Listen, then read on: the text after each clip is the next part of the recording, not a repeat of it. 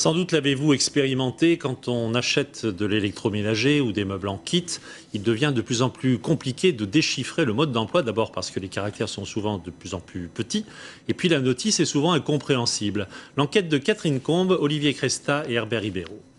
Qui ici a lu une fois dans sa vie un mode d'emploi en entier? Voilà, personne. Que ce soit pour monter une armoire ou pour démarrer une tablette numérique, la lecture du mode d'emploi relève du casse-tête chinois. Le truc qui est vraiment important pour vous, il faut le chercher. C'est comme par exemple si on achète des pâtes, le temps de cuisson, il faut vraiment chercher avec une loupe. Je lis le danois, le finlandais, le russe, le grec. Donc en général, il y a 27 langues. C'est très pratique. Voilà.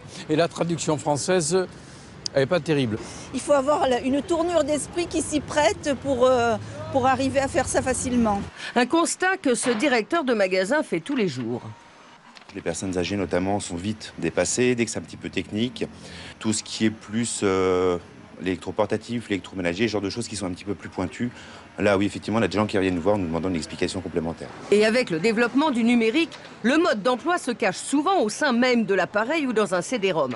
Alors, pour secourir les naufragés de la mise en route, un nouveau site internet permet aux consommateurs d'échanger des tuyaux pour surmonter l'épreuve de l'installation. 84% des sondés ont déjà piqué une crise de nerfs sur une notice, dont 32% régulièrement. Et plus de 54% considèrent que les notices sont soit incomplètes, soit mal rédigées, soit mal traduites. Il pousse le bouchon parfois jusqu'à faire des petits croquis pour qu'on comprenne mieux. Rien que pour nous. Et nous, qu'est-ce qu'on fait? On lit la première page de mise en route rapide, et après on touche à tous les boutons, et si ça marche pas, on s'énerve tout seul. Enfin, cerise sur le gâteau, de plus en plus d'utilisateurs sont renvoyés vers Internet et vers les sites des marques extrêmement complexes. Décidément, on n'arrête pas le progrès.